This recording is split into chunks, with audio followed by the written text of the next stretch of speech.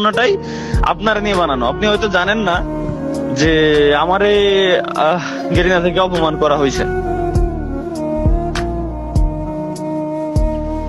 এটা আচ্ছা এটা বলিস না। আমি তো না, ফোন না, দিছিলাম যখন, ওটা তখন না, আমি লাইভে ছিলাম ওটা না। না, আমি না, না, আমি লাইভ স্ট্রিম ওটা অন না। করেছি, সেই সময় তুই ফোন দিছিস। না না ওইটা ওইটা না। বলিস না আমাকে লাইভে। অপমানটা করা হয়েছে কিভাবে? কারণ আমাকে ইভেন্টে ইনভাইট করা হয়, কোন ঠিক ইভেন্টে? আছে?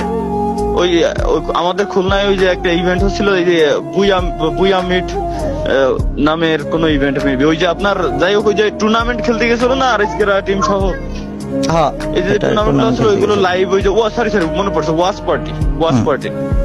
ওয়াচ পার্টিতে আমাকে ইনভাইট করা হয়। আগের দিন পর্যন্ত সব ইনভাইট করা হয়, আমাকে বলে যে ভাই আপনি আপনার টিম নিয়ে আসতে পারবেন। 9 জন আমার যে টিমে আছে, ওই 9 জনটা নিয়ে আমি এক জায়গায় গ্যাদার করছি, ঢাকায় আমার বাড়ি, যে কালকে সকালে ঘুম থেকে উঠেই আমরা চলে যাবো ডিরেক্ট খুলনা, খুলনা থেকে আমার বাড়ি ঘুরে এসে দেন পরের দিন আবার আমরা ঢাকা ব্যাক করবো। ক্যামেরা ট্যামেরা সেট আপ সব আমার রেডি। এখন রাত 3টের সময় আমারে কল করে, আল্লাহর কি রহমত, ওই সময় আমি যাই গেছিলাম। তো ওই সময় আমার কল করে, তাও কল দেয়াই হচ্ছে মারুফ বাইরে দিয়ে, যে তালা ভাই আপনি কালকে আসতেছেন না, আপনি কালকে অসুস্থ। আমি বললাম মানে? যে আমি এটাই আমিও সর্বপ্রথমবার এটাই বললাম যে আমি বুঝতে পারিনি তখন। আমি বললাম যে কই ভাই আমি তো অসুস্থ না, আমি তো ঠিক আছি, তো আমি কালকে আসতেছি তো। পরে মারুফ ভাই আমার আবার বললো যে ভাই আপনি কালকে আসতেছেন না, আপনি কালকে অসুস্থ।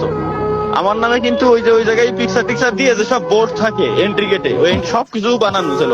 পরবর্তীতে ওইটা ভাঙ্গি ফেলছে, তাও পোলাপান ভিডিও পর্যন্ত করছে।